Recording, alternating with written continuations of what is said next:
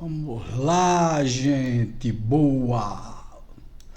Vamos começar aqui, vamos começar no Instagram e no Facebook. Mais uma noite aí de conversa espiritual, no Café Espiritual, toda sexta-feira agora às 19h30. Eu tinha combinado para ser às 19h, mas algumas pessoas me disseram: fica muito em cima da hora, Wagner. As pessoas geralmente saem do trabalho às 18h, chegam em casa, vão jantar, fica muito em cima, seria melhor às 19h30.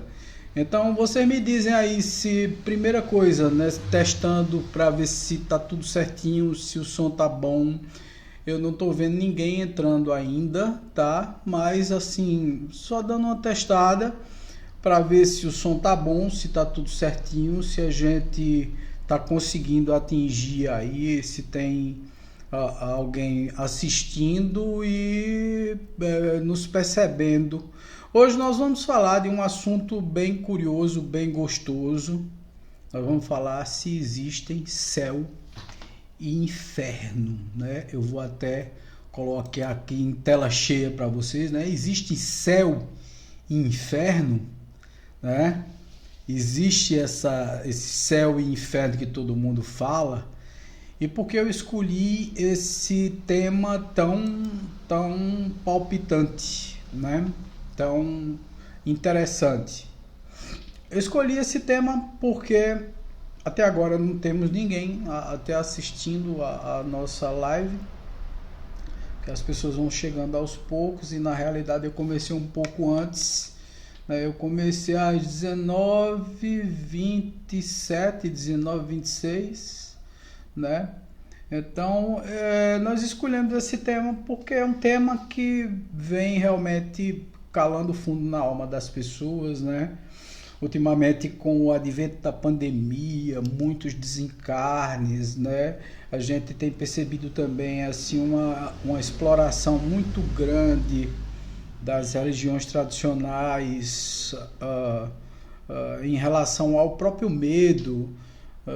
No começo da pandemia, cheguei a ver assim absurdos de algumas religiões prometendo coisas absurdas, tipo tome uma cápsula abençoada pelo pastor tal e você não pega o vírus, né? A cápsula vai ser abençoada pelo pastor fulano de tal e você não pega o vírus. Pague R$1.000 por essa cápsula, e grão de arroz abençoado, assim, coisas assim muito absurdas, além do medo provocado pela própria pandemia. Agora nós estamos num estágio que eu considero bastante perigoso e delicado. Por que perigoso e delicado?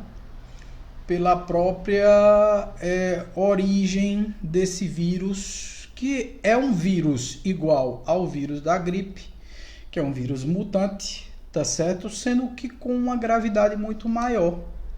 Se é um vírus mutante, como todo vírus é mutante, tá certo? Porque todo ser vivo ele tenta se adaptar, né? Se você tenta matar ele tenta fazer alguma coisa para, sei lá, para se adaptar, para mudar, para fazer mutações e sobreviver, né? Então todo ser vivo é desse jeito, ele tenta fazer adaptações, e esse vírus não é diferente de qualquer um outro vírus, só que ele é letal ao extremo, e a cada mutação que ele faz, naturalmente, como qualquer um ser vivo, inclusive nós, através dos próprios vírus e bactérias que adquirimos no nosso organismo, nós vamos fortalecendo a nossa barreira protetora, né? Nós vamos nos tornando cada vez mais fortes, cada vez mais resistentes, cada vez mais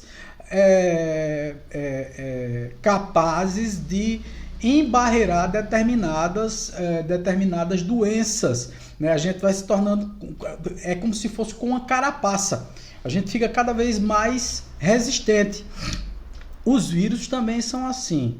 E as pessoas estão de forma muito irresponsável. Antes de ontem eu tive no tratamento espiritual com o pessoal de São Paulo. A gente tem um grupo muito bom, muito interessante, onde nós nos encontramos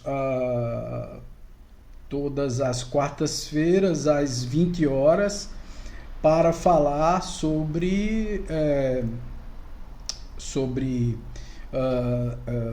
tratamento apométrico, né? Nós tratamos sempre uma pessoa de alguma cidade do Brasil e são vários médios espalhados por todo o Brasil.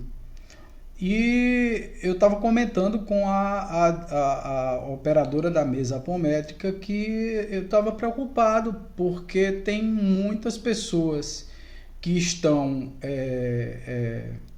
de forma descuidada e irresponsável porque tomaram a primeira e a segunda dose da vacina, já frequentando os bares e restaurantes naquele mesmo nível de antes, né? Com aquela mesma, sei lá, aquela mesma efusividade, com aquela mesma vontade de curtir a vida como anteriormente. Eu, como nunca fui desse jeito, nunca gostei de shopping, nunca gostei de aglomeração, eu tô livre dessa parada aí. Danada é que vem bater na gente, né? Porque se essa variante Delta aí chegar com tudo, existem países que ela já chegou e já tomou, já se espalhou e assim está atuando em 90% da população. Por que eu estou falando tudo isso, gente? Porque em todo o advento de morte, né, onde as pessoas falam muito em morte, falam muito nisso tudo, tanto as religiões quanto as filosofias terminam também tocando nessa coisa do céu, do inferno, se existe, se não existe, né, das possibilidades da gente ter penas, castigos futuros, né? O que é que vai acontecer conosco depois da morte, tudo isso. E Allan Kardec, o codificador da doutrina espírita, no seu quarto livro, né? No seu quarto livro, em 1865, chamado O Céu e o Inferno, né? Esse livro aqui, O Céu e o Inferno, para o pessoal do Facebook, pessoal do Instagram. Nesse livro aqui, o Allan Kardec vem falando porque foi um desdobramento, na realidade é assim. Allan Kardec codificou a doutrina espírita, escreveu o livro dos espíritos, né? E quando escreveu o livro dos espíritos, ele imediatamente percebeu que precisava desdobrar o livro dos espíritos, quer dizer, ele percebeu que precisava falar mais sobre cada um dos assuntos. Cada parte do livro dos espíritos foi desdobrado. Por exemplo, o segundo livro do livro dos espíritos, depois do livro dos espíritos, no Pentateuco Espírita, foi o livro dos médiuns, onde ele falou da mediunidade, onde ele falou dessas capacidades que nós temos de sensibilidade, de captar espiritualidade, etc. e tal. O terceiro livro foi o Evangelho segundo o Espiritismo, onde ele explorou exatamente os evangelhos de Jesus, principalmente os sermões, o Sermão da Montanha, essa coisa toda. E no quarto livro, em 1865, ele explorou o céu e o inferno. E o quinto livro, a Gênese, né? Como se fosse de trás para frente, né? A Gênese é o começo de tudo, né? Como tudo tinha sido criado. Nesse livro, O Céu e o Inferno, ele fala das localidades e, principalmente, ele fala sobre o que o espírito sente, baseado na sua verdade, no seu pensamento e na sua inteligência depois que se vai dessa para melhor. E fala que não existe uma localidade, que a localidade está inserida no nosso próprio pensamento, né? Nós somos um ser pensante, um ser que sente, pensa e imagina, e a partir do momento em que nós temos uma consciência, essa consciência nos leva a determinadas localidades no plano astral, tá certo? Nós vamos para algum local no mundo espiritual, e essa localidade no mundo espiritual não necessariamente ela é a mesma para mim e para você, né? É interessante, inclusive, dizer para vocês que para alguns médiums, quando a gente se desdobra, no desdobramento, né, na nossa viagem astral, quando nós saímos do corpo, porque todos nós saímos, né, todas as noites quando a gente vai dormir, alguns, lógico, ficam volitando em cima do próprio corpo, outros se deslocam, outros têm apenas onirismo, ficam no próprio corpo ali um pouco acima, tendo sonhos do dia a dia, outros se deslocam do corpo e vão viajar astralmente, vão para cidades espirituais e tal, e quem fala muito nisso é exatamente esse outro livro, que é das obras complementares, basilares do Espiritismo. O Céu e Inferno é uma obra fundamental do Espiritismo, e o Nosso Lar, que é um livro de André Luiz, tá, gente? Psicografado por Francisco Cândido Xavier. Ele fala muito, principalmente quando André Luiz desencarna, que vai para uma região chamada umbral. Umbral que é comparado a, se a gente for fazer traçar o paralelo, ao purgatório ou ao inferno católico, né? Então, quer dizer, dentro da doutrina espírita, logo de início, Kardec viu que não existia uma localidade, dependia do nosso pensamento, da forma como nós pensávamos, e a nossa consciência estava naquele momento, e nós éramos catapultados naquele momento, e que ninguém mudava porque tinha morrido. É uma das coisas que eu mais falo aqui. Tenho falado isso muito, principalmente quando nós vamos falar sobre a Umbanda e etc. Eu digo, minha gente, ninguém muda não, né? Quando a gente desencarna, quando a gente passa dessa para melhor, a gente não fica bonzinho, melhor ou pior do que a gente é. A gente é o que é, a gente continua sendo a mesma pessoa que a gente sempre foi. Então eu vou fazer aqui algumas apresentações no próprio Facebook, tá certo? São apresentações que eu preparei aqui, tá? Apresentações são, que eu considero assim, eu vou até dar uma checada para ver se elas estão funcionando. Quem tiver no Instagram e tiver Facebook, pode ir para o Facebook, migrar para o Facebook para olhar as apresentações. Se não tiver, não tem problema nenhum. Vai acompanhando aí, eu vou conversando com vocês de acordo com cada parte que eu for apresentando aqui, tá certo? Bom, deixa eu só dar uma checada para ver se está tudo certinho, se tudo está passando de forma adequada. Tá sim. Então, vamos lá. Como é a visão das religiões tradicionais em relação ao céu e ao inferno? A primeira coisa que a gente precisa entender é o seguinte, é que antes do cristianismo não existia essa ideia de céu e de inferno. O budismo não acredita nessa ideia de céu e inferno. O islamismo já acredita, porque o islamismo foi depois do cristianismo, né? 500 anos depois do cristianismo. Mas o hinduísmo não acredita, os gregos não acreditavam, os pagãos romanos não acreditavam, os saduceus não acreditavam, no Egito antigo ninguém acreditava nessa visão de céu e inferno. Então a visão de céu e inferno veio principalmente com os cristãos, né, a partir dos ditos evangélicos de João Evangelista, né, e depois concretizado com o dualismo e etc., né, dessa visão do bem e do mal, né, do maniqueísmo, de Maniqueu, 300 anos depois de Cristo, no terceiro século depois de Cristo, né? A visão do purgatório veio com Gregório I, mais ou menos no sexto século depois de Cristo. Então, todas essas visões de bem, de mal, do diabo, etc. e tal, tudo isso veio com o cristianismo. Tá? O cristianismo foi que inventou essa ideia de céu e de inferno, principalmente com uma clara intenção de dominação. Luma está perguntando aqui, Wagner, os gregos tinham o submundo, não seria o inferno? Sim, Luma, mas veja, o nome não era inferno, nem tinha essa mesma intenção. Eles falavam nesse submundo, tá certo? Que os romanos também chamavam de Hades, tá certo? Nesse submundo onde os gregos se referiam, em que os gregos se referiam, era um lugar onde as almas que praticavam coisas erradas iam para lá, mas não com o intuito de permanecer para sempre. Não era um castigo eterno, tá certo? Era tipo o seguinte: você fez algumas coisas erradas, você vai para lá para determinado tempo você purgar. E a gente tem que entender também que os gregos acreditavam em reencarnação.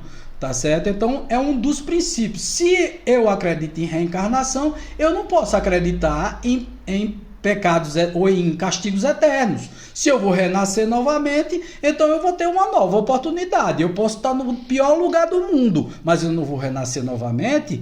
Tem o submundo, mas não é uma coisa eterna. Você não vai ficar lá eternamente. Quem criou essa coisa do eternamente foram as religiões tradicionais. No Facebook eu estou mostrando o seguinte: a primeira coisa que aconteceu, né? O que é que acontece nas religiões tradicionais? Deus cria o espírito. Não é assim? Primeira coisa, Deus cria o espírito. Existe o nascimento do espírito aqui na Terra, né? Ao nascimento da criatura aqui na Terra. Depois, a vida começa em relação a tudo aqui na Terra. O ser humano termina, depois de determinado tempo, de cumprir o seu tempo aqui na Terra, seja pouco tempo, muito tempo, um tempo médio, o tempo que deu para ela passar aqui, a pessoa morre. Existe a morte do corpo biológico, físico. Aí vai ser feito, isso é na visão tradicional, tá, gente? Isso não é na visão espiritualista, umbandista, não, tá? Isso é na visão tradicional das religiões cristãs, do catolicismo, do islamismo, do cristianismo, né? Dos evangélicos e tal. Essa é a visão. Aí vai haver o quê? Uma análise da vida terrestre, como se fora um julgamento. Aí eles vão analisar, foi uma boa pessoa, né? Quer dizer, a pessoa foi gente fina, fez uma coisa boa ou não, né? Foi uma pessoa bacana ou não foi uma pessoa tão bacana assim, né? Vamos lá. Sim, se foi uma pessoa bacana, a pessoa vai para o céu. Então a pessoa foi premiada, vai para o céu, né? Vai ser agraciada com harpas e manjares e uma felicidade eterna no local maravilhoso, fantástico, eternamente feliz, num local paradisíaco, maravilhoso. Se você não foi uma pessoa boa, você foi ou pouco ruim ou muito ruim. Porque não tem sabe? Se for um meio termo, um pouco ruim. Se foi pouco ruim, aí Gregório I, no século VI, vendo que essa questão do inferno eterno, do julgamento eterno, criado por Maniqueu no terceiro século e tal, tinha sido uma coisa muito cruel, bem e mal, ou você era bom ou você era mal, ou você ia para o céu ou você ia para o inferno, ou você se lascava no inferno, ou então ia tocar harpa no céu. Ele criou um tal de purgatório. Só que o danado do purgatório é o seguinte, é que você não define no purgatório que lugar é esse? Primeiro, que lugar é esse? O que é que você faz lá? Aonde é que fica isso? Depois de você ir para o purgatório, o que é que você faz lá? Depois de estar lá no purgatório, né? Você vai para onde depois que você purga os seus pecados, as suas coisas? Eu tenho uma teoria que o purgatório, nessa visão católica e tal, né, daquela época, essa visão cristã católica, o purgatório é aqui a Terra mesmo, porque aqui na Terra o que é que a gente faz? A gente aqui na Terra, a gente vem, de certa forma, a gente purga os nossos pecados, né? A gente passa um bocado de dor, de sofrimento, de agonia e etc. e tal, envelhece, passa por doenças, situações financeiras difíceis, etc. Passa um tempo e depois você é catapultado, né? Para o céu ou o inferno. Né? Mas Gregório disse que era depois da morte, mas não definiu esse lugar, e até hoje a Igreja Católica não definiu que danado é purgatório, tá certo? Mas se você foi muito ruim, você vai para o inferno, vai arder no fogo do inferno. Tem algumas incongruências nisso, tá certo? Qual é o problema dessa visão tradicional de céu e de inferno? Vamos analisar isso tudo, né? Para analisar os problemas dessa visão tradicional de céu e inferno, nós devemos analisar inicialmente alguns atributos de Deus. Vamos analisar os atributos de Deus. Vamos estudar Deus agora, gente. Deus, esse ser, né? Esse ser que poucos entendem e muitos se aventuram a dizer que é um ser antropomorfo, quer dizer, com uma forma de gente, de ser humano, né? De ser encarnado, incorporado com um corpo, né? Que não é assim com barba, que fica sentado numa cadeira. Mas alguns atributos de Deus, esses que eu vou citar a vocês, todas as religiões cristãs concordam com ele. Não são atributos, tá certo? Questionáveis pelas religiões cristãs. Vamos lá, vamos aos atributos de Deus, que inclusive o Espiritismo, a Umbanda concordam com esses atributos de Deus. Vamos lá, Deus é amor infinito. É ou não é, gente? Deus não é amor infinito? Vocês podem interagir comigo aí se vocês quiserem, viu, gente? Deus é ou não é amor infinito? Deus é amor infinito, gente. A gente sabe que Deus é amor infinito. Quer ver outro atributo de Deus? Deus é bondade e justiça infinita. Bondade e justiça infinita. Deus é perfeito.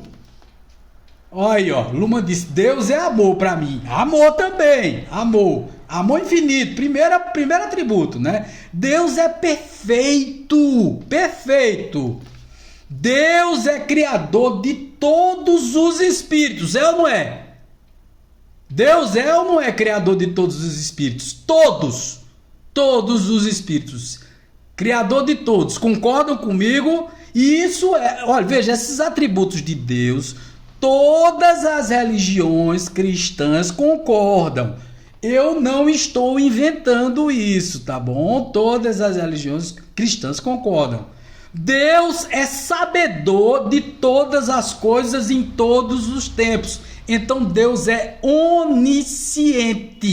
Quer dizer, ele sabe de tudo em todos os tempos, ele sabe de todas as coisas, tudo que vai acontecer com você, no futuro, no presente, no passado, ele sabe desde a sua criação até a sua última existência, tudo que vai acontecer com você. Concorda comigo? É outro atributo de Deus, ele é onisciente.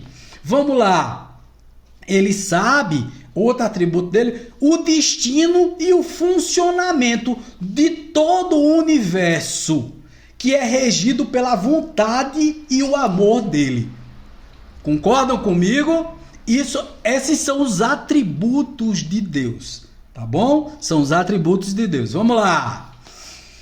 Considerando, vamos lá, que esses atributos divinos são verdadeiros, que são atributos que são unanimidade no cristianismo e são realmente aceitos por todas as religiões cristãs, cabem algumas interrogações.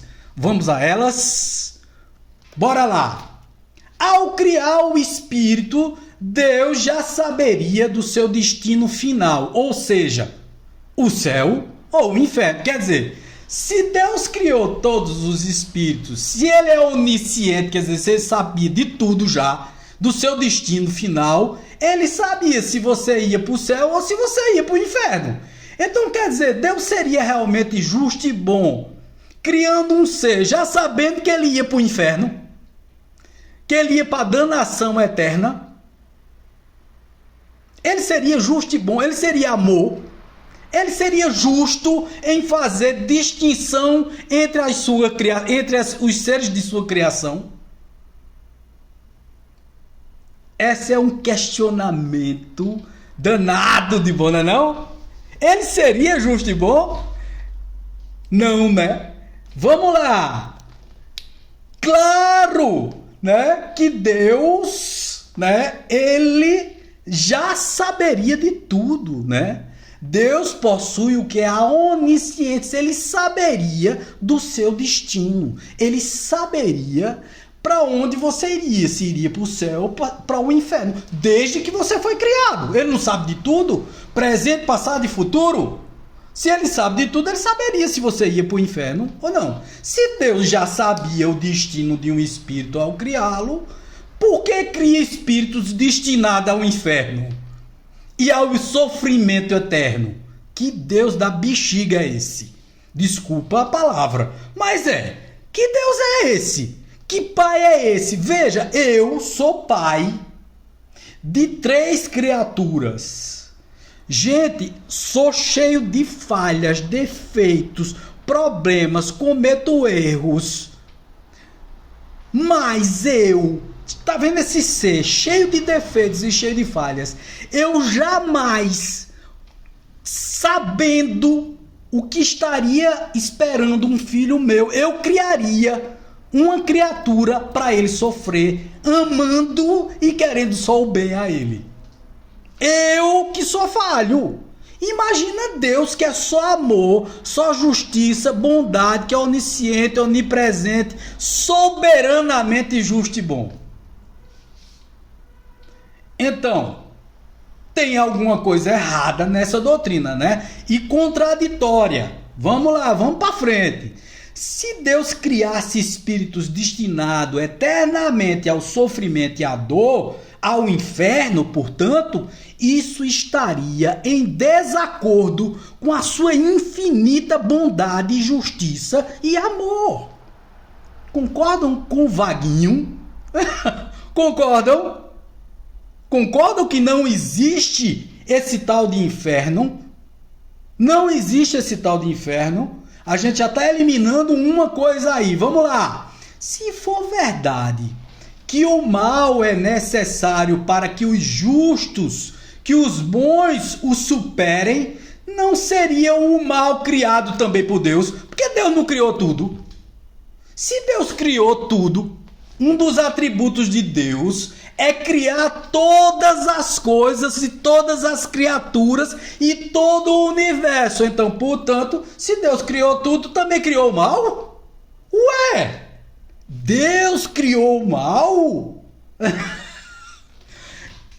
Isso é um contrassenso, não existe isso. Isso não tem sentido, não tem lógica isso. Então, se for verdade que o mal é necessário para que os justos, veja, os justos, que justos, gente, que os bons o superem, como se fosse um desafio, não seria o mal criado também por Deus? Então, se o mal fosse criado por Deus, este não seria soberanamente justo, bom e amoroso e, portanto, não seria Deus? Quer dizer, que Deus é esse? Vamos lá. Se existir uma só vida na Terra, vamos lá, e no final dela existir a recompensa para os bons e justos na forma do céu ou do paraíso, ao criar os espíritos que vão para o céu e espíritos que vão para o inferno, isso seria justo por parte de Deus? Será? Aí eu pergunto a você mais uma coisa. Gente, tem gente que chega ao absurdo de dizer que só porque você não é da religião dele, você vai para o inferno. Vê, não é porque você não é bom, não é justo, não é um cara honesto, não. É só porque você não está no time deles. Você não está na turminha deles. Porque não está fazendo parte da igreja dele, pagando o dízimo deles. Indo na igreja, botando o óbolo deles lá, dando sustentando a estrutura deles, os carros de luxo deles. Você vai para o inferno. E você é tão mané que acredita nisso. Mas olha, hoje eu não vim aqui com eixo usado. Eu vim para conversar sobre céu e inferno. Eu vim para a gente conversar, para a gente bater um papo, para vocês ponderarem sobre isso tudo. Então, se existiu uma só vida na Terra, no final dela existiu a recompensa para os bons e justos na forma do céu ou do paraíso, ao criar os espíritos que vão para o céu e espíritos que vão para o inferno. Isso seria justo por parte de Deus? Claro que não! E nesse caso, Deus não existiria, pois Deus necessariamente é justiça infinita. Então não existe justiça em fazer separações, distinções. Vamos lá, vamos questionar mais. No inferno tradicional, esse católico, cristão, evangélico, islâmico, temos a figura do demônio. Veja, demônio, diabo, Satã, Belzebu, o anjo decaído, guardião eterno do mal, encarregado de punir os pecadores no fogo do inferno. Isso é coerente com os atributos divinos? Deus não criou todos os seres. Quer dizer, se Deus criou todos os seres, Deus também criou o diabo? Quer dizer, Deus criou um ser do mal? Agora lascou, viu? Porque, como assim? Um ser que é justo, soberano, bom, justo e tal, criou um ser do mal. E aí vem um tal de Maniqueu e disse assim, olha, tem um tal de um demônio, que é assim, todas as vezes que você quer fazer alguma besteira na sua vida, em quem é que você bota a culpa, gente? No diabo, né? Outro dia eu vi de uma figura aí, que chegou e disse assim, ah não, olha, isso é o demônio que está fazendo. Outra vez uma pessoa chegou a me perguntar, quer dizer que os espíritas não acreditam no demônio? Eu digo, não. Nós acreditamos em pessoas demoníacas. Pessoas que fazem mal às outras. Mas o mal vem delas. Não de nenhum ser que influencia elas. Elas se auto-influenciam e aí sim recebem reforço de outras mentes que também são más e que estão por acaso no plano espiritual, chamado obsessores, e que reforçam a ruindade, a maldade que elas já possuem. Percebem que o mal está no homem? Então a resposta é evidentemente que não. Se o demônio existisse, seria criação de Deus e, portanto, o mal teria sido criado por Deus. Deus, soberanamente justo e bom, só amor, criaria um ser do mal. Além disso, se Deus tivesse criado o demônio, teria criado um filho seu destinado ao sofrimento e ao mal eterno. Ele não o faria. Se for verdadeiro que o demônio era um anjo rebelado, como muitos dizem por aí, não, é porque o demônio, ele se rebelou com mais não sei quantos anjos rebelados, tá certo? E aí se rebelaram contra Deus.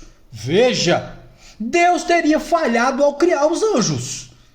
Porque se criou os anjos diferente de todos, e os anjos foram criados para ser melhores do que o resto da toda a sua criação, que é outra injustiça e a gente vai falar sobre isso, tá certo?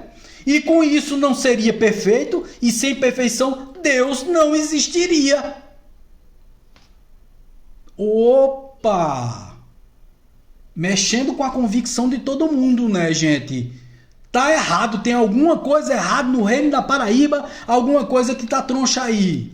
No céu, vamos lá, vamos pro céu, a gente tava no inferno, né? Vamos pro céu. Ou no paraíso tradicional, existe a figura dos anjos, arcanjos, querubins, serafins e outros da pleiade dos anjos. Esses seres foram criados por Deus para trabalhar ao seu lado e para ajudar os homens.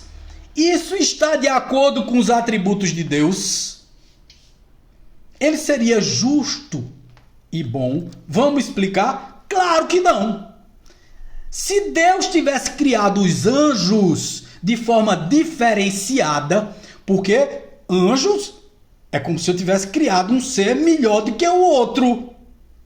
Do que cria os espíritos dos seres humanos, ele estaria cometendo enorme injustiça. Por quê, né? Ele teria criado seres privilegiados. Os anjos, que nada fizeram para merecerem receber tal título e incumbência, e teria criado os espíritos, seres de segunda classe, destinados ao sofrimento e à dor. Quer dizer, ele teria criado a gente, os pobres mortais, para se lascar, para sofrer e penar aqui, e uns cabas bem bonzinhos lá em cima, só para mamar. Quer dizer, parecido com aqui na Terra, né? Os caras que, os que indicam, os caras que entram na mamata do governo, né? Nos cargos privilegiados e etc e tal. Isso é coisa de humano, gente. Isso não é coisa de um ser divino. Isso não é coisa de um ser universal, de um ser que criou e que é pura bondade e amor. Entendam isso. Isso não tem sentido, nem lógica. Vamos para frente. Algumas considerações sobre o inferno, o limbo, o purgatório, doutrina das penas eternas, extraídas do livro dos Espíritos e do livro O Céu e o Inferno. Vamos lá, vamos fazer essas considerações. O inferno cristão conseguiu em alguns pontos superar, em exagero, o próprio inferno pagão. Porque no inferno pagão, que foi o que Luma falou aí, é o inferno pagão.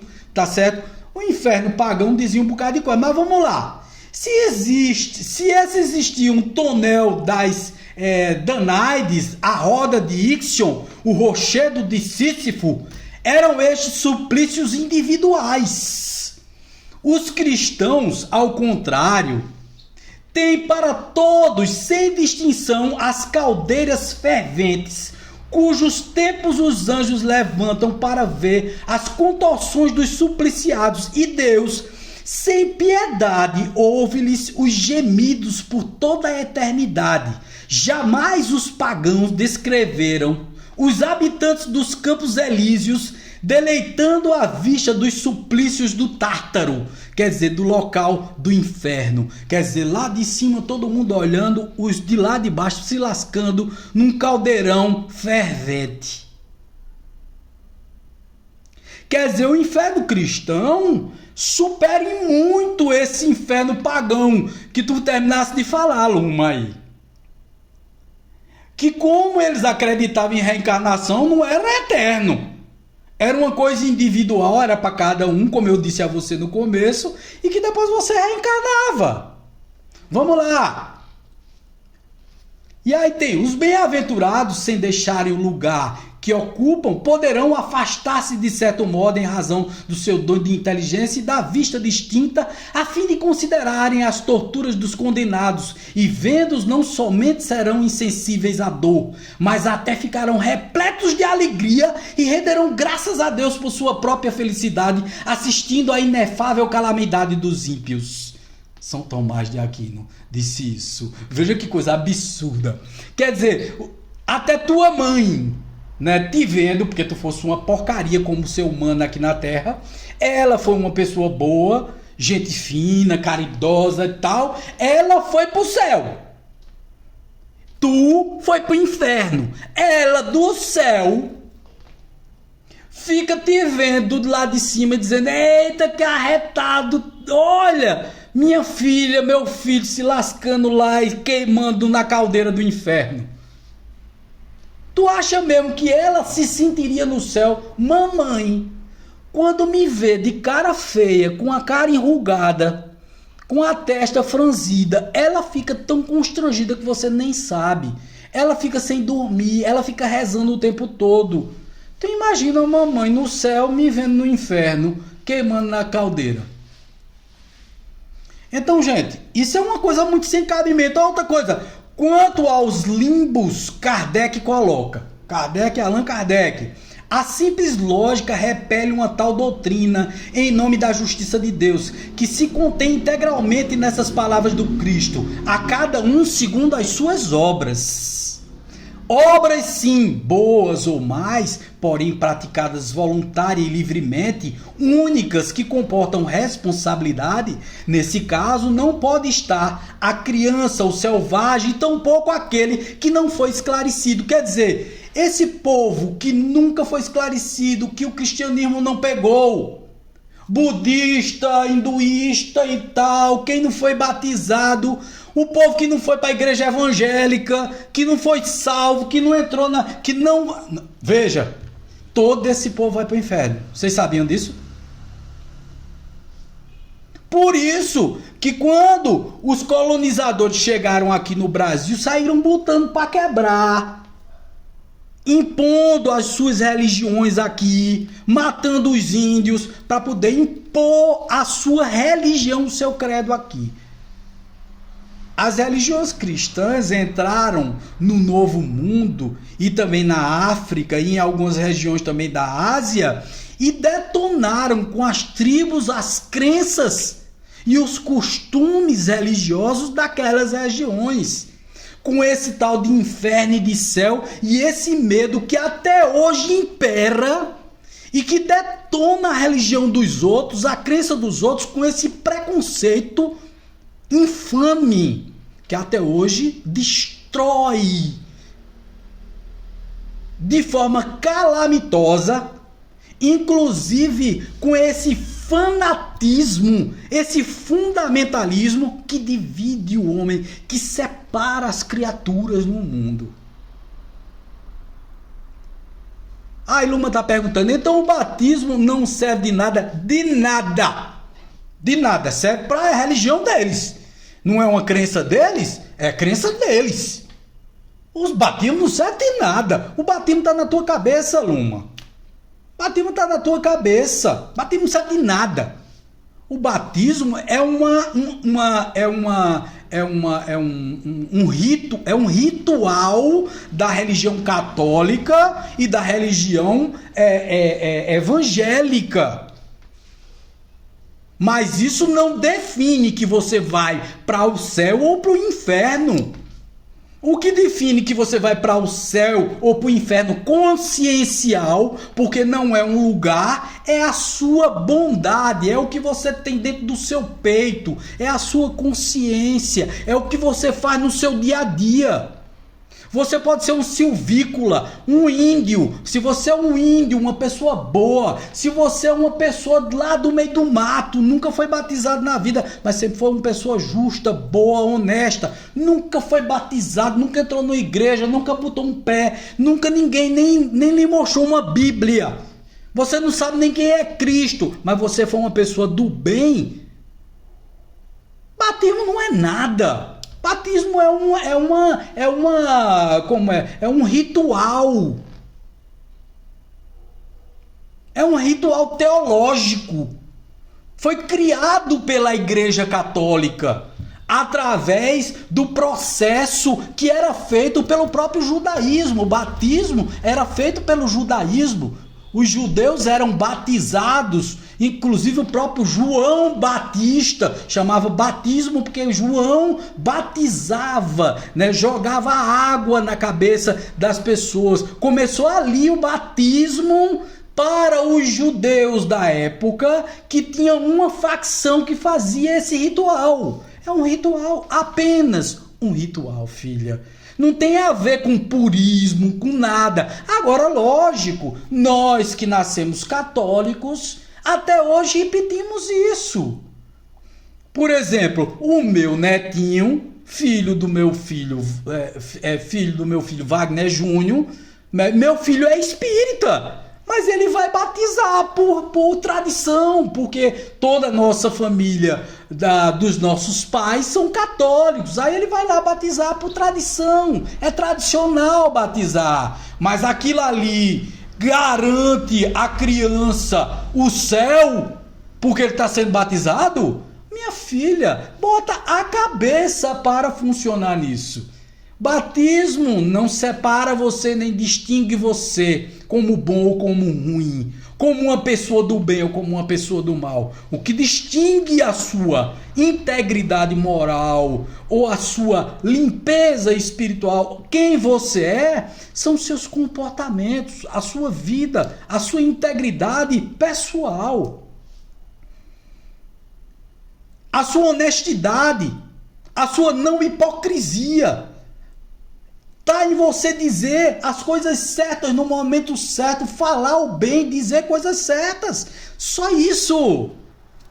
Batismo ou qualquer ritual vai fazer você uma pessoa melhor. Quem faz uma pessoa melhor é você mesmo.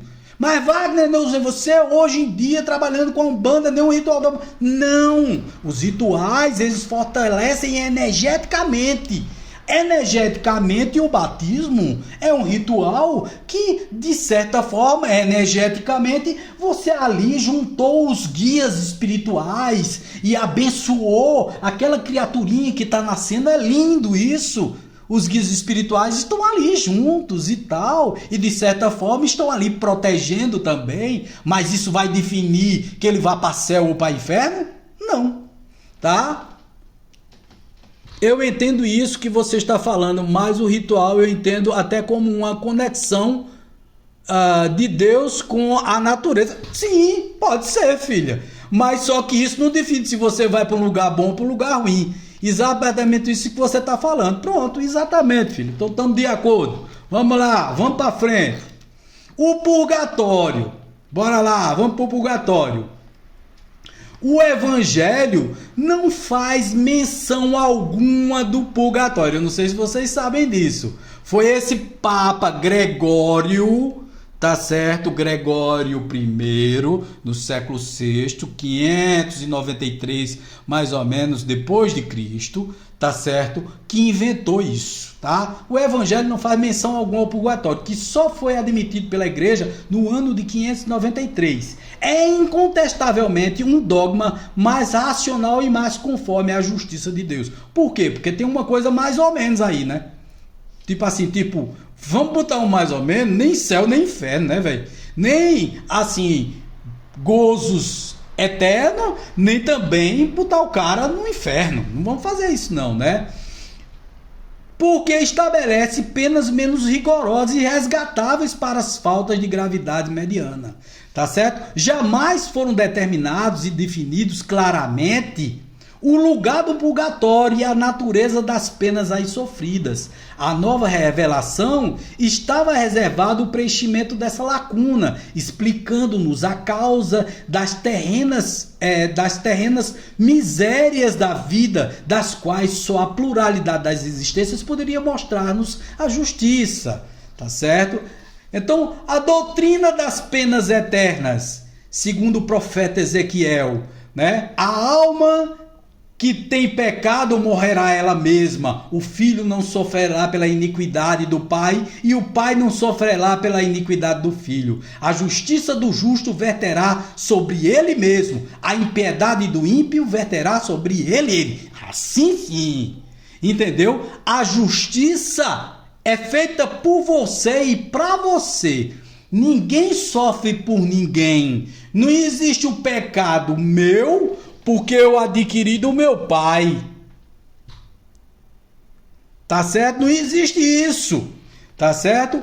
Se o ímpio fez penitência de todos os pecados que tem cometido, se observou todos os meus preceitos, se obra segundo a equidade e a justiça, ele viverá certamente e não morrerá. Quer dizer, se ele constituir coisas positivas, ele viverá sempre conscientemente. Gente, é uma questão de física quântica. Quanto mais eu faço o bem, mais coisas eu dou ao universo e mais compatível eu estou com as leis naturais. as leis naturais, as leis herméticas, as leis harmônicas do universo.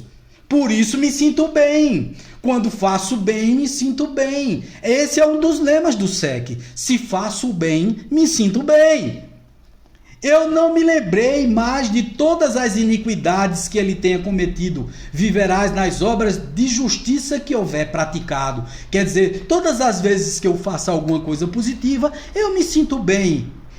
É que eu quero a morte do ímpio, disse o Senhor Deus, e não quero antes que se convertam e desgarrem do mau caminho que trilha. Ezequiel capítulo 18.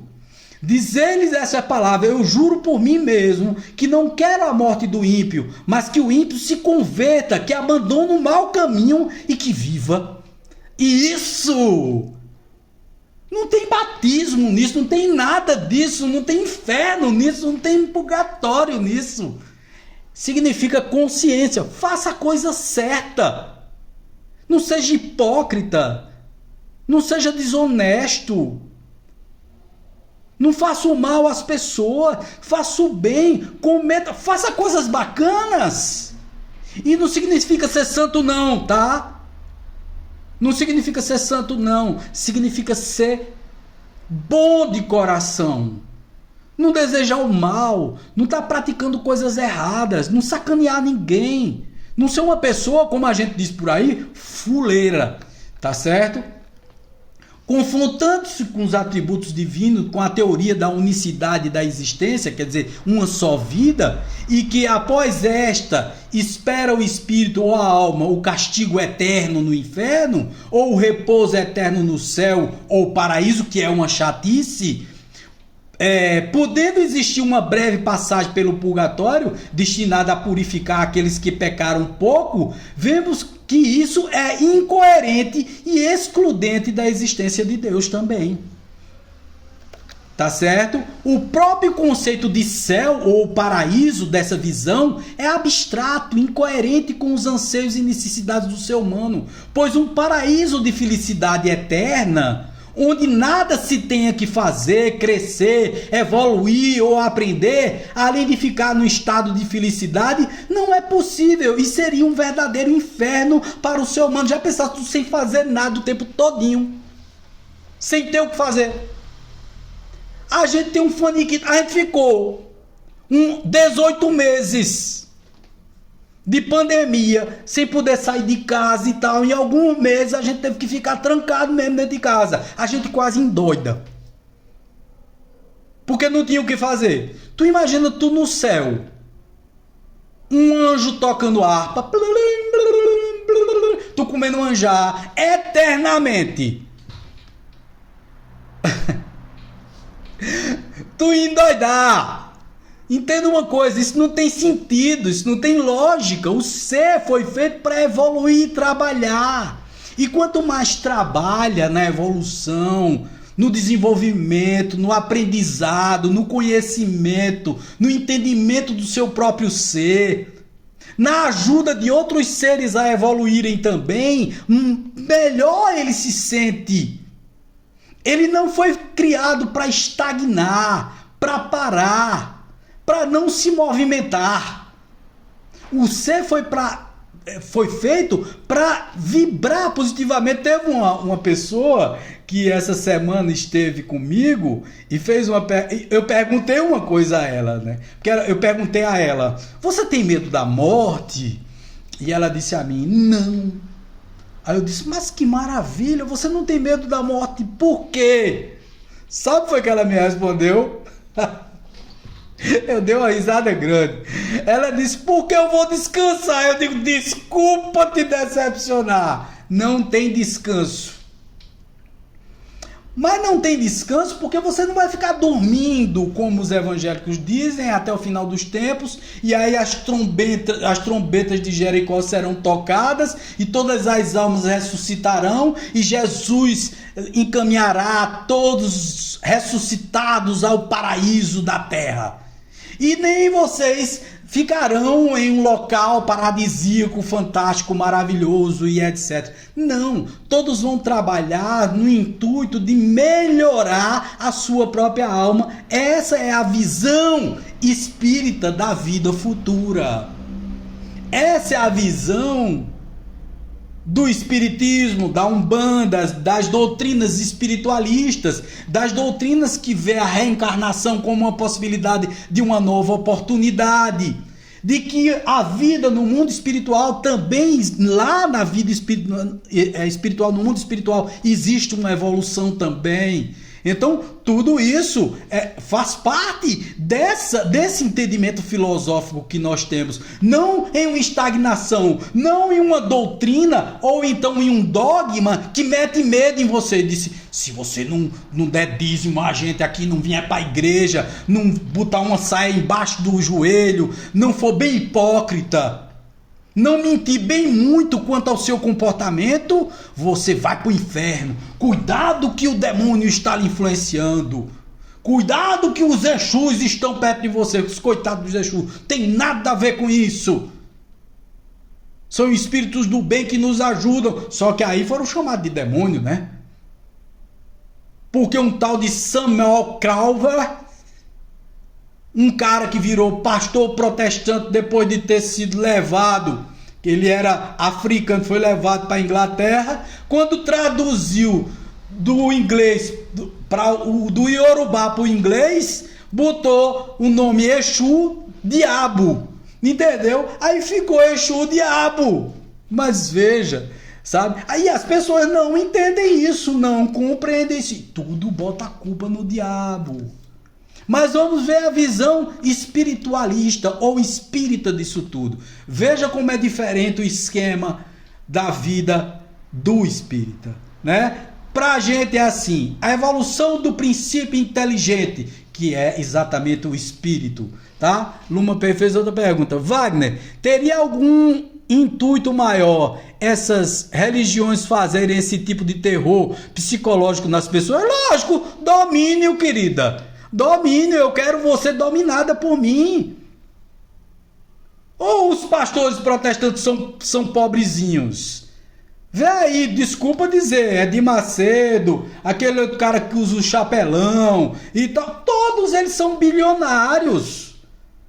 E os que não são dominam pelo medo, simplesmente porque o ser humano adora dominar. É um dos fascínios do ser humano. Até dentro dos centros espíritas, tem alguns presidentes de casas espíritas, hoje está infestado de presidente de casa espírita, que usa o obsessor, que diz assim, olha, se você não desenvolver a mediunidade, o obsessor vai lhe pegar. Então é o mesmo princípio. Nós não estamos só criticando a casa evangélica, ou a casa, do mesmo jeito dentro da casa umbandista. Tem sacerdote umbandista que diz, se você não desenvolver, se você não vier para cá, eu vou mandar o quiumba lhe pegar. Eu vou mandar um espírito ruim ir atrás de você. Você está entendendo como é? O domínio pelo medo. Eu quero você dominado por mim. Então eu quero cada vez mais que mais pessoas me acompanhem. Eu sou o guru. Aí dominam para quê? Para conquistar fama, para ter dinheiro, para ter carro, para ter poder, para chegar lá na frente e todo mundo ovacionar, para ter fama. É para isso, filha. O ser humano corre atrás disso. Ou você ainda não descobriu isso? Que o mundo material, o mundo religioso, hoje em dia, com pouquíssimas exceções, porque elas existem, tem muita gente bem intencionada também no meio, tá certo? Que eu faço essa ressalva aqui, tem muitos bons católicos, bons evangélicos, bons espíritas, bons umbandistas, bons budistas, tal. Tem muita gente boa e bem intencionada, querendo fazer o bem, fazendo um trabalho bacana, bacana mesmo, tá certo? Vamos fazer as ressalvas aqui. Pode ser que assim, o dogma deles não estejam de acordo com os conceitos filosóficos que eu estou defendendo, mas eles estão fazendo o bem, tá certo? E nem tem esses conceitos de dominação, mas tem esse conceito de Deus castiga. Só tenho medo dos castigos de Deus. Deus não castiga ninguém, gente. Deus não castiga ninguém. Vocês sabiam também, vou dar outro conceito aqui que vocês vão ficar impressionados. Deus não perdoa. Vocês sabiam que Deus não perdoa? Deus não perdoa ninguém. Só quem perdoa é quem é falho, é quem tem raiva, é quem fica chateado com o outro. Deus não fica chateado com você. Se Deus é onisciente e sabe tudo que você vai fazer, passado, presente e futuro, Ele já sabe quem você é. Então por que Ele ficaria chateado com a sua criação se Ele já sabe o que você vai fazer? Ele não fica chateado. Então por que Ele perdoaria? Ele não tem que te perdoar. Ele não fica chateado com você. Ele não fica triste com você. Quem fica triste com você é você. É a sua consciência. Quando você acha que Deus está com raiva de você, está revoltado com você, como eu vi outra pessoa dizendo essa semana. Ah, não, porque eu fui castigada por Deus, porque fiz tal coisa. Eu digo, isso é uma mané. Deus não te castigou não, rapaz. Quem castigou tu foi tua consciência, porque tu acha que tua religião, que te impõe medo, te obriga a pensar dessa forma. Te coloca esse medo para que tu fique cativa a eles. No dia que tu fores batizada nas águas e aceitares as ordens deles, os comandos deles, tu estás lascada, porque tu vai ser dominada por eles, policiada. Aonde tu fores vista com qualquer coisa, tu vai ser acusada, vai ser chamada e julgada na frente do pastor, na frente de não sei quem, na frente de não sei quem lá. Quero ver se tu vai aguentar isso. Tá entendendo? Mas vamos ver aqui como é a evolução do princípio inteligente espírita. Vamos lá. Tem a criação do espírito por Deus. O espírito ele é criado simples e ignorante. Todos nós somos criados iguais, sem distinção. Não tem anjo, não tem demônio. Todos nós somos criados simples e ignorantes, todos iguais. Mas Wagner e Cristo foi criado igualzinho a mim e a você. Igualzinho. Só que ele se convenceu pro bem antes de mim e você. A gente é teimoso, continuou no mal. Ele não, ele se convenceu antes. Ele disse, puxa vida, vamos ser mais inteligente, né? Por que ele foi mais inteligente? Porque ele escutou mais os guias dele. A gente não escuta os nossos guias. Essa semana mesmo, ontem, na nossa reunião, eu estava falando para vocês. Muitas vezes o guia espiritual chega no pé do ouvido da gente e diz, meu filho, não faça isso não, meu filho. Meu filho, não siga esse caminho não, meu filho. Meu filho, não se envolva com essa pessoa não, meu filho. E você é teimoso, vai lá e se envolve, se lasca todinho. E continua se lascando e continua fazendo aquilo. Meu filho, não faça isso não. Meu filho, não se vicie não, meu filho. Meu filho, não faça isso não. E você continua fazendo. Cristo se convenceu antes, mas todos nós somos feitos simples, ignorantes, todos iguais. Todo mundo foi no mesmo tempo, Wagner? Também não. A criação de Deus continua. Deus continua criando eternamente espíritos simples e ignorantes. E existem vários mundos, vários orbes, tá certo? Vários planetas, o universo pulula, tá? Quer dizer, tem gente, humanidades em todos os planetas. Seres em todos os planetas. Mais e menos evoluídos do que nós, tá? Iguais a nós, com mais capacidades, menos capacidades ou com capacidades iguais, tá certo? Aí a vida de relação na Terra, aí o que é que vem? A morte do corpo físico. Depois que a gente vive na Terra, a gente é criado simples e ignorante, vive a vida na Terra, a gente morre. Depois que a gente morre, o que é que acontece? A gente volta para o plano espiritual ou período intermissivo ou para a erraticidade, tá certo? Aí é feito uma pergunta que é uma pergunta necessária. Necessita de um novo ciclo de aprendizagem na matéria?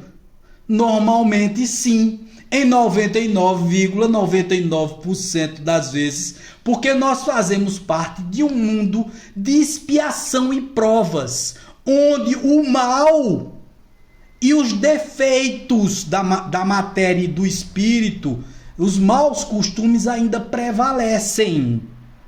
Então, geralmente, se você ainda precisa de evolução, você reencarna, você volta para a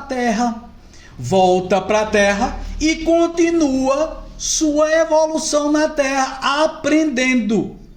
Se você já chegou em determinado ponto da evolução, você vai para mundos mais ditosos, de regeneração, para mundos felizes, até não precisar mais reencarnar.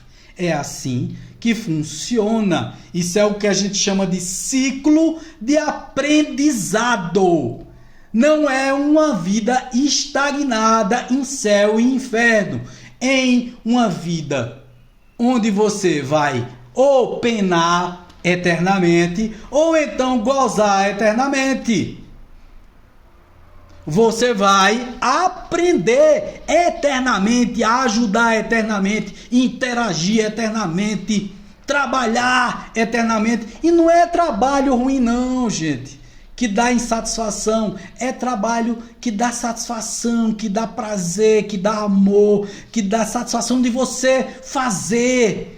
Porque você vai estar fazendo o trabalho do bem, você está fazendo trabalho para aumentar a satisfação das pessoas, para fazer com que as pessoas também evoluam. Porque quanto mais, eu digo isso por aqui, pelo nosso SEC, pelo nosso TWeb, quanto mais a gente consegue ajudar as pessoas, mais a gente consegue se sentir melhor em relação a gente mesmo. Luma perguntou outra coisa aqui, então você evolui até chegar no que a gente acredita ser Deus? Não, porque Deus, tá, é uma coisa incompreensível. Esse Deus que você compreende como Deus aí, é como se fosse um ser. Deus não é um ser antropomorfo, tá? Ele não tem forma de gente, de pessoa. Deus é uma força, é uma energia. Deus é uma coisa inalcançável, inatingível. Nós seremos espíritos superiores e não alcançamos ainda o que nós seremos. Isso é uma explicação que infelizmente eu ficarei lhe devendo, porque eu não cheguei a essa compreensão e duvido muito que alguém aqui na Terra ou até no plano espiritual saiba lhe explicar até que ponto nós vamos chegar em termos evolucionais. Mas a Deus, né, a chegar a ser um Deus, isso não, porque a gente não chega a ser esse princípio de tudo.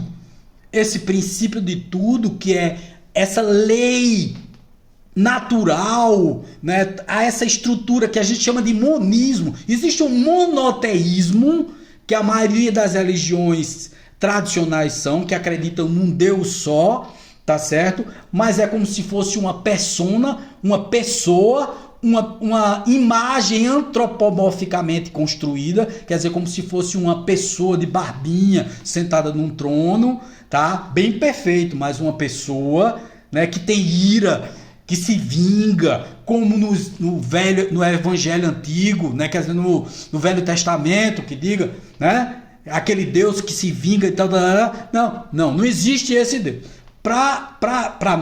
Pelo menos para mim, eu sou adepto do monismo, não do monoteísmo. Desse Deus que faz parte dessa energia que construiu tudo e a todos, mas que não tem forma. Ele é uma energia. Ele é essa energia que rege a evolução. Mas ele não tem forma. Nós nunca chegaremos a isso. Nós estamos evoluindo para onde, Luma? Sinceramente, te digo, eu não sei, tá certo? Eu não vejo ele como uma pessoa também. E não é, viu, Luma? Pode ter certeza disso, viu? Vamos lá. O espírito exercita o aprendizado da felicidade no processo de encarnação e reencarnação na matéria. Isso é a nossa compreensão para o pouco que nós entendemos, porque a gente sabe muito pouco, gente. A gente é muito ignorante ainda. A gente ainda é basiquinho em todo esse processo, tá?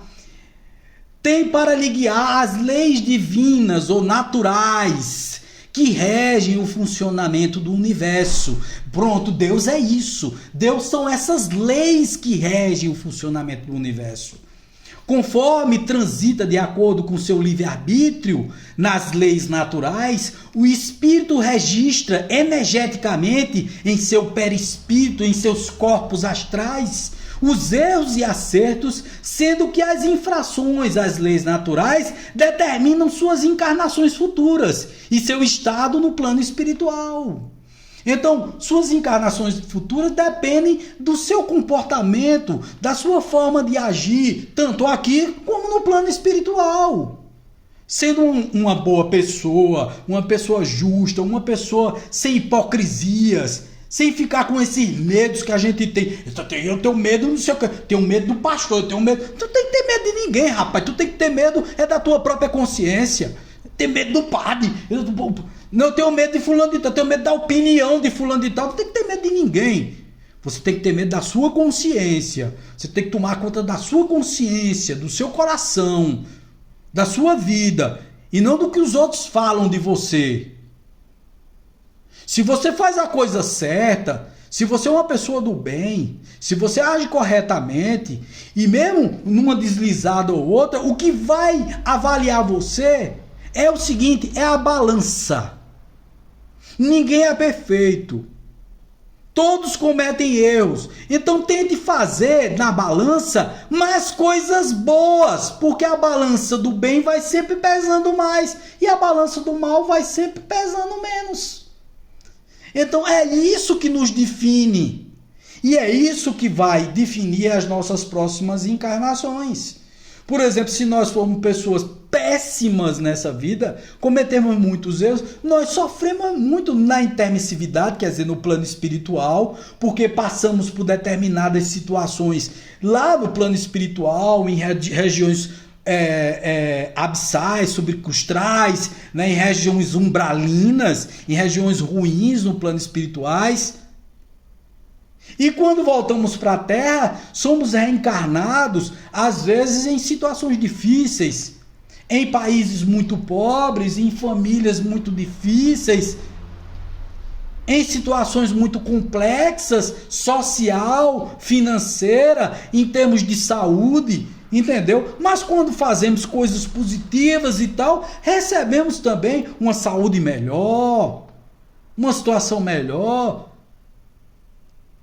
Gente, eu não estou fazendo aqui comparações, não. Fulano de tal é bonito, é belo, é cheio de saúde. Não, provavelmente isso pode ser também um grande desafio. Você recebeu coisas maravilhosas para poder, como prova e até como expiação, ser uma pessoa melhor para comprovar que você é merecedor de continuar tendo toda essa saúde que você tem, essa beleza e esse sucesso que você tem. Às vezes as pessoas pegam o sucesso, a fama, o dinheiro e vão humilhar as outras pessoas. É aí onde está a queda.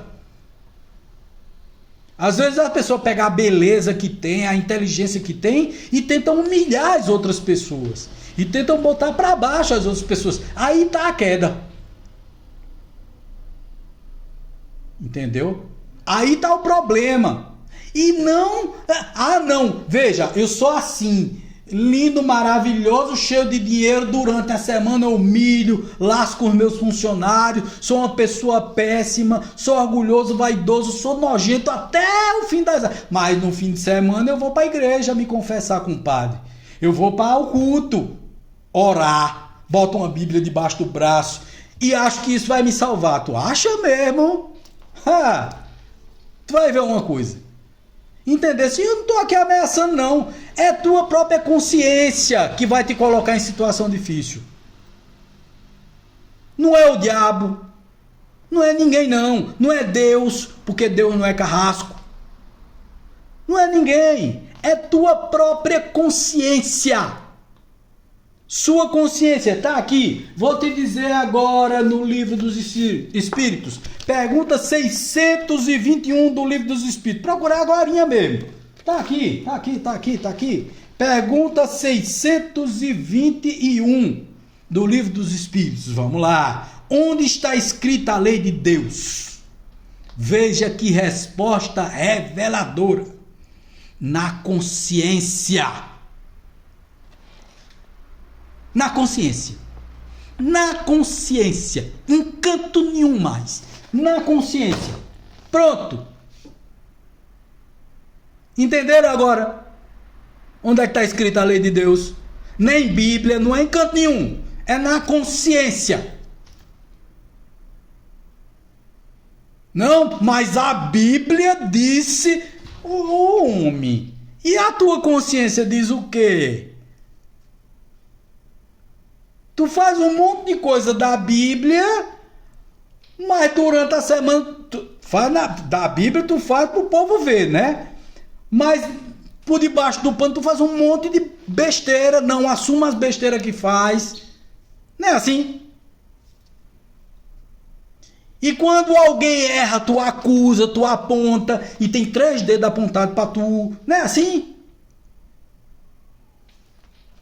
Vamos lá. O espírito tem um inviolável livre-arbítrio, sendo que tudo lhe é permitido fazer, mas cada infração às leis naturais implicarão em necessidade automática de resgate, como parte do processo de aprendizado, de reconstrução ou de construção do conhecimento e da felicidade verdadeira. O plantio é livre. Quer dizer, você planta o que você quiser, mas a colheita, ela é obrigatória, visto que plantamos em nosso próprio espírito. O próprio Mestre Jesus nos disse que não ficará um só centil sem ser pago, ou seja, temos que responder por todos os nossos erros, por menor que seja, mas não é tão ação e reação assim. Deixa eu explicar isso. A lei de ação e reação, que é a terceira lei de Newton, aquele cara que era físico e tal, né? Ela diz que assim, que a toda ação existe uma reação contrária em mesma proporção e força contra esta que a atuou. Na lei de causa e efeito não é bem assim, porque se você fosse pagar todas as besteiras que você fez em todas as encarnações numa só, você estava lascado, você não consegue. Então tem que ser aos poucos, o pagamento aos poucos, tá, gente? Então assim, o que Cristo disse naquela época, que os evangelistas colocaram nos evangelhos e tal, é porque naquela época, para poder conversar com aquele povo bruto, tinha que dar uns medinhos mesmo. Porque senão o povo era bruto naquela época. Se deixasse, o povo passava por cima mesmo dos outros, matava e tal. Naquela época, gente, tinha duelo, o povo matava por nada e tal. Tinha que ter um determinado susto para poder a pessoa se ligar. Tá entendendo? Mas hoje não é mais necessário isso.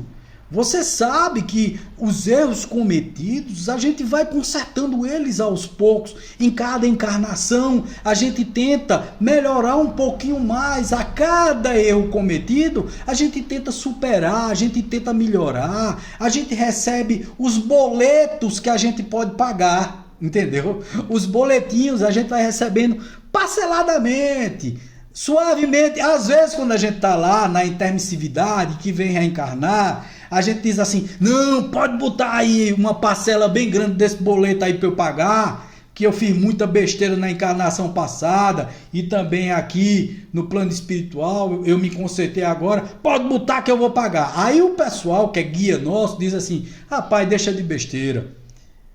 Pega aí um boletim menor, porque tu não vai conseguir pagar esse grande não.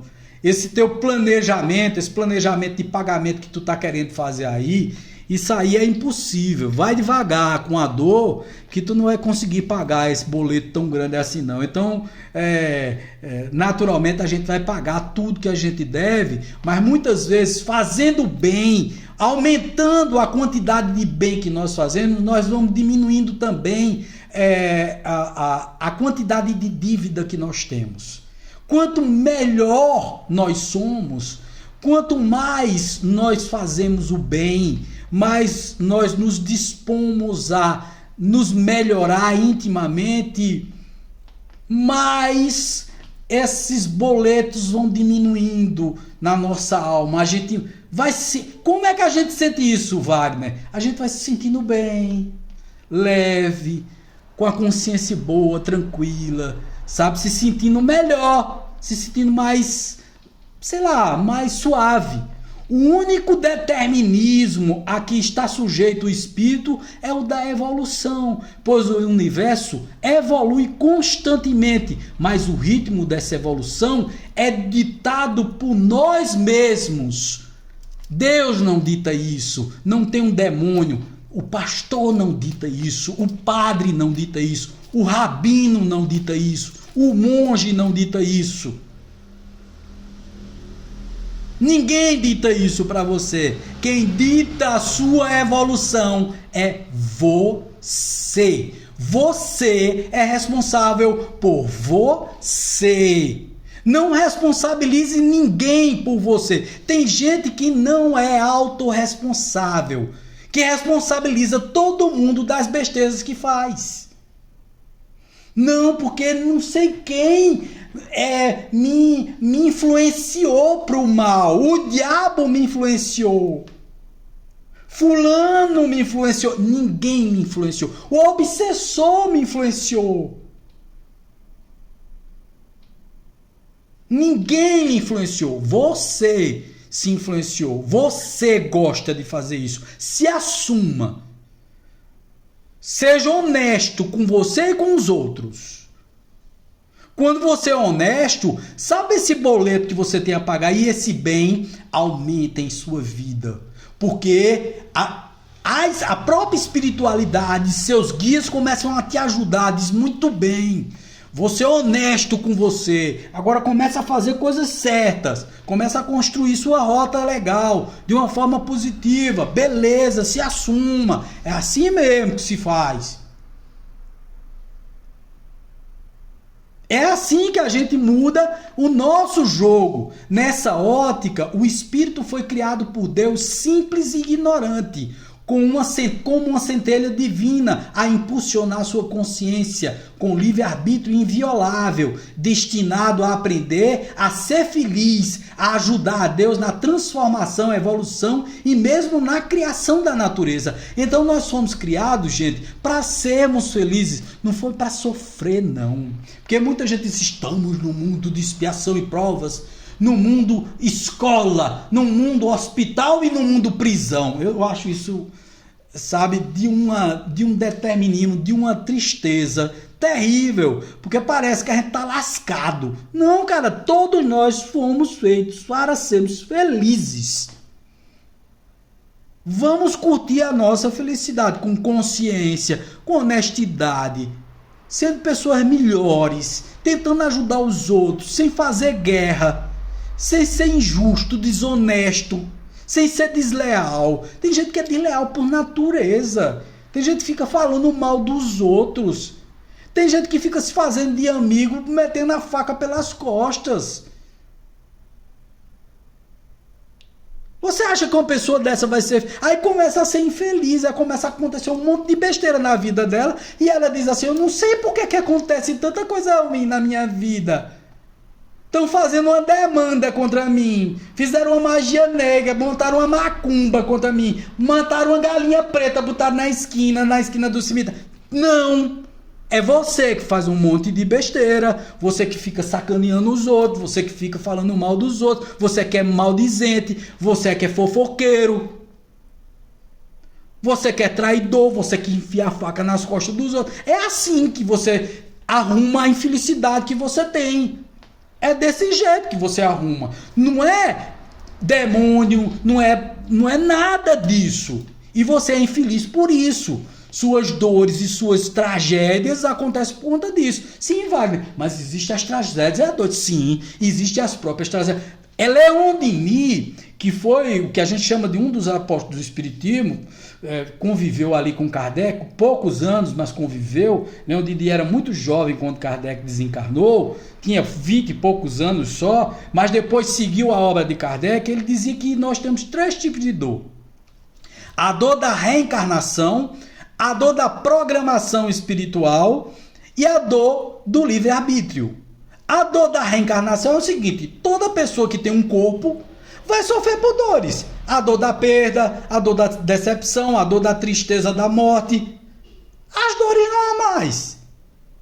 A dor da programação espiritual. Tudo que você programou para poder resgatar aqui. Por exemplo, um problema de saúde e tal, porque você causou alguma coisa em uma ou outra encarnação, algum defeito físico, algum problema genético e tal. Essa é uma das dores que você sofre e de certa forma, você não tem nem livre-arbítrio em relação a isso, porque você mesmo programou lá junto com os geneticistas, né? Eles lhe coordenaram para que você viesse com isso nessa encarnação. Mas o terceiro tipo, que é o livre-arbítrio, esse é você quem escolhe. Tá? Então é nesse daí que você pode ser feliz. E outra coisa, a dor, ela já está na conta da reencarnação. Mas o sofrimento é uma escolha, porque eu posso ressignificar tudo o que acontece comigo. E, inclusive, colocar as dores que eu sinto no patamar do aprendizado. Eu digo assim, puxa vida, eu estou aprendendo com isso tudo que eu estou vivenciando. Eu passei por um monte de coisa chata ultimamente e tal. E sabe como é que eu estou encarando isso tudo? Não é porque eu sou melhor do que ninguém não, tá, gente? É porque a gente vai aprendendo, né, a encarar as dores e as coisas ruins como aprendizado. Eu estou encarando assim, de uma forma... Sabe, eu estou dizendo, meu Deus, eu nunca recebi tanto aprendizado, muito obrigado por tanto aprendizado, por tanta lição, por tanta coisa boa, né? Por conta disso tudo, né, na minha vida, nesse momento, sabe, muitas coisas positivas começaram a acontecer, muitas revelações, muitas coisas criativas, muitas dores também, né, muitas decepções, e essas coisas todas constroem o ser humano, os tornam mais fortes. Veja, no começo da live eu estava falando que até os vírus mutam para se tornarem mais fortes, que vem aí uma variante dessa pandemia aí, né, que é a variante Delta, né, mais forte. Mas por que ele vem mais forte? Porque todo ser vivo, né, quando querem matar ele vem cada vez mais forte. Então, na realidade é assim, quando a gente recebe a pancada,